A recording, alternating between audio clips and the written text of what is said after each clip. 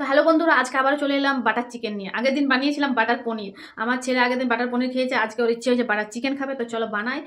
তোমরা পুরো রেসিপিটা দেখো আর দেখে জানিও কেমন হয়েছে। বানিয়েছি, চলো বানাই। তো এখানে দেখো পেঁয়াজ, রসুন, আদা, টমেটো, লঙ্কা, কাজু, কিশমিশ সব বেটে দেবো। তার সাথে দেবো পোস্ত আর চারমগজ, সব কিছু একসাথে পোস্ত আর চারমগজ দিয়ে দিলাম। এবার একটু জল অ্যাড করব আর দিয়ে এবার পেস্টটা করে নেবো, তারপর রান্নাটা শুরু করব। তো চলো পেস্টটা করি। আগে দিয়ে দিয়েছি সাদা তেল আর তার সাথে দিয়ে দিলাম বাটার। এবার দেবো কুচনো রসুন, তারপর দিয়ে দেবো চিকেন। ভালো করে ধুয়ে পরিষ্কার রাখা করে রেখেছি, চিকেনটা দিয়ে দেবো। চিকেনটা কিছুক্ষণ ভাজার পর এবার দিয়ে দেবো সব কিছু দিয়ে পেস্ট করা মশলাটা। তারপর মশলা দিয়ে এবার কিছুক্ষণ কষাবো। এটা একটু জল দিয়ে দিয়ে দিই। এবার আমি পরিমাণ মতো নুন, চিনি সব কিছু অ্যাড করবো।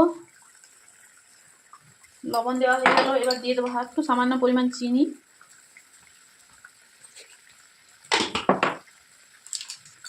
কাঁচা লঙ্কা যেহেতু ইউজ করেছি, সামান্য লঙ্কা গুঁড়ো দেবো। লঙ্কা গুঁড়ো ইউজ করি না অবশ্য, তাও একটু সামান্য দিচ্ছি আজকে।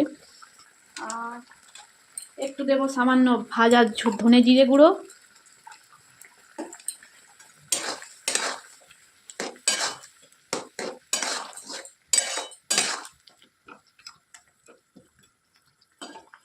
কিছুক্ষণ এটা কষাই, একটু সাদা সাদা ভাব থাকবে, সামান্য দিলাম। আর একটু দিলাম গোলমরিচের গুঁড়ো। আমি প্রথমে বললাম যেহেতু আমার আলু ভালো লাগে, তাই আমি আলুটা ভেজে রেখেছি, আমি আলুটাকেও অ্যাড করলাম। চিকেনটাও সেদ্ধ হয়ে যাবে আর এদিকে মাংসটাও কষানো হবে, তাই ঢাকা দিয়ে দিলাম। মাংসটা কষানো হয়েছে, এই যে সাইড দিক থেকে পুরো তেল ছেড়ে এসছে। এবার জল দিয়ে, একটু সামান্য জল দিয়ে সেদ্ধ হতে দিয়ে দেবো। এমনি কষা কষাই করবো, কিন্তু একটু সেদ্ধ হবে। তো চলো জল দিয়ে সেদ্ধ হতে দিই, তারপরে বাকিটা দেখাচ্ছি। তো চিকেন আমার সেদ্ধ হয়ে গেছে, এবার দিয়ে দেবো টমেটো কেচাপ। আর টমেটো কেচাপ দিলে কেন জানি না স্বাদটা এত সুন্দর হয়, কষা কষা চিকেনে টমেটো কেচাপ। আর তারপর দিয়ে দেবো এই যে কাসুরি মেথি।